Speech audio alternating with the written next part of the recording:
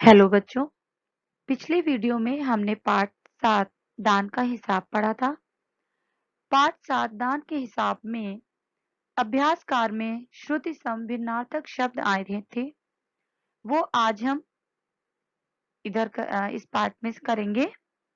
तो पहले हमें उस अभ्यास प्रश्न को करने से पहले हमें ये जानना जरूरी है बच्चों कि श्रुति सम भिन्नार्थक शब्द किसे कहते हैं, ये क्या होते हैं, इनकी परिभाषाएं जानना जरूरी है और इनके अर्थों में क्या भिन्नता होती है, आज हम इसके बारे में पढ़ेंगे।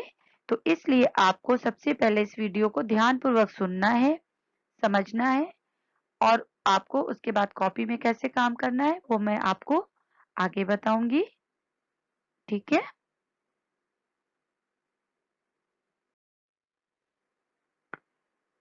बच्चों, श्रुति सम भिन्नार्थक शब्द, पहले हम इसकी परिभाषा को समझेंगे। श्रुति का अर्थ है सुनना, सम का समान, भिन्न अलग, यानी श्रुति माने जो सुनने में तो एक जैसा लगेगा, सम माने समान यानी एक जैसा लगेगा, भिन्न लेकिन जो उनका अर्थ होगा वो अलग होगा। हम इसकी परिभाषा को इस तरह से भी समझ सकते हैं बेटा।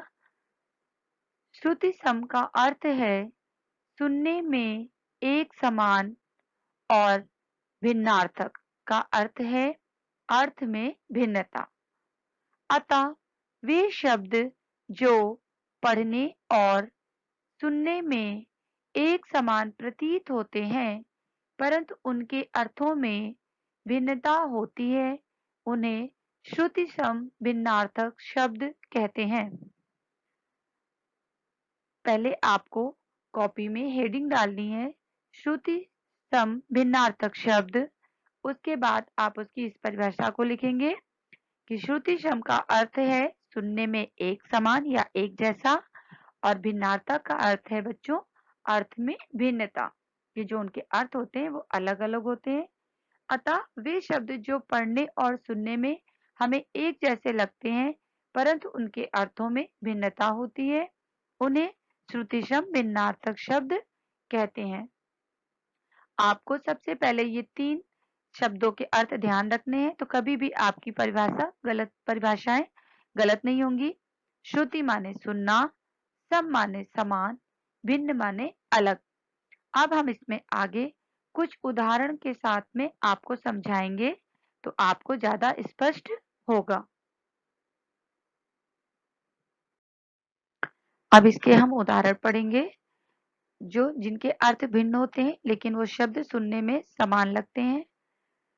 जैसे बच्चों आपने पहली पिक्चर में देखेंगे 8, हिंदी में इसे हम 8 बोलते हैं और इसको हम बोलते हैं अंक।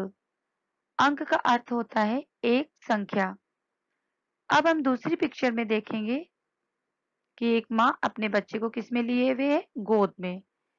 बच्चों इसको भी हम अंक बोलते हैं और इसका अर्थ होता है गोद। तो अब आपके सामने 2 पिक्चर है, एक पिक्चर है अंक जिसमें अंक का अर्थ है एक संख्या, दूसरी पिक्चर में एक माँ अपने बच्चे को गोद में लिए है, उस अंक का अर्थ है गोद। तो आपने देखा ये दोनों शब्द सुनने में तो एक जैसे हैं लेकिन इनके अर्थों में भिन्नता है। इसके कुछ उदाहरण हम और आगे देखेंगे बच्चों।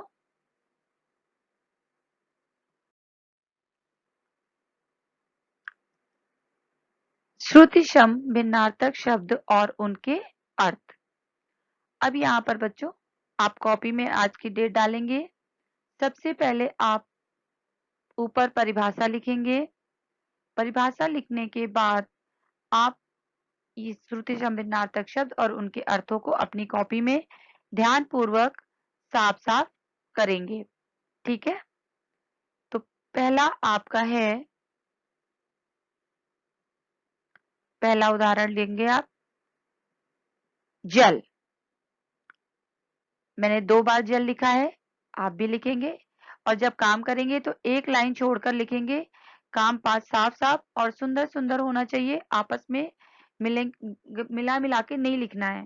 ठीक है, और उनके अर्थ भी एकदम स्पष्ट होने चाहिए। पहला जल का अर्थ है पानी और दूसरा जल का अर्थ है जलना, लेकिन शब्द दोनों एक जैसे हैं और उनके अर्थ अलग-अलग हैं। दूसरा शब्द है मन। पहले मन का अर्थ है मन, जो हमारा जिसमें हमारे विचार आते हैं, जिसमें हम सोचते हैं, हम उसे मन कहते हैं। दूसरे अर्थ का है मन, यानी भार या वजन। पूर्व, पूर्व शब्द का मतलब होता है पहले। दूसरे पूर्व का अर्थ है एक दिशा। अन्न और अन्य, इन दोनों में बहुत छोटा सा अंतर है। पहले अन्न का अर्थ है अनाज, दूसरे अन्य का अर्थ है दूसरा। मगर, मगर, पहले मगर का अर्थ है मगरमच्छ जो पानी में रहता है, क्रोकोडाइल। और दूसरे मगर का है योजक शब्द, कि राम मेरे घर आ रहा था मगर बारिश शुरू हो गई तो नहीं आ पाया। यानी जो योजक शब्द कहते हैं, जो दो वाक्यों को जोड़ते हैं, उन्हें योजक शब्द कहते हैं। तो मगर एक योजक शब्द है और पहले मगर का अर्थ है मगरमच्छ। अंबर और अंबार, थोड़ा सा फर्क है, लेकिन प्रोनाउंसिएशन, इनका उच्चारण जो है बच्चों वो एक जैसा ही है। पहले अंबर का अर्थ होता है वस्त्र या आकाश। अंबार का अर्थ होता है ढेर, किसी चीज का ढेर लगना, सूखी पत्तियों का ढेर लगना, कूड़े का ढेर लगना, कपड़ों का ढेर लगना, जहाँ पे बहुत सारी चीजें इकट्ठा होती हैं। अनिल, अनल, अनिल का अर्थ होता है हवा, अनल का अर्थ आग, मतलब है आग। पका, पक्का, पका मीन्स पका हुआ और पक्का मीन्स मजबूत। पता, पत्ता, पता मीन्स ठिकाना है, यानी किसी के घर का जो एड्रेस, ठिकाना, पता बताना, उसे हम पता कहते हैं। और पत्ता माने पर्ण, या पर्ण का मतलब अर्थात बच्चों पत्तियां। पत्ता, पेड़ का पत्ता जो होता है ना, उसे हम पर्ण भी कहते हैं, पत्ता भी कहते हैं, पत्तियां। पूछ और पूछ, पूछ मीन्स पूछने की क्रिया, कि हम पूछते हैं ना आप कैसे हो, आप कहाँ जा रहे हो, किसी से कुछ पूछना, वो पूछने की क्रिया हो गई। और पूंछ मीन्स दुम, किसी भी जानवर की पूंछ यानी उसकी दुम।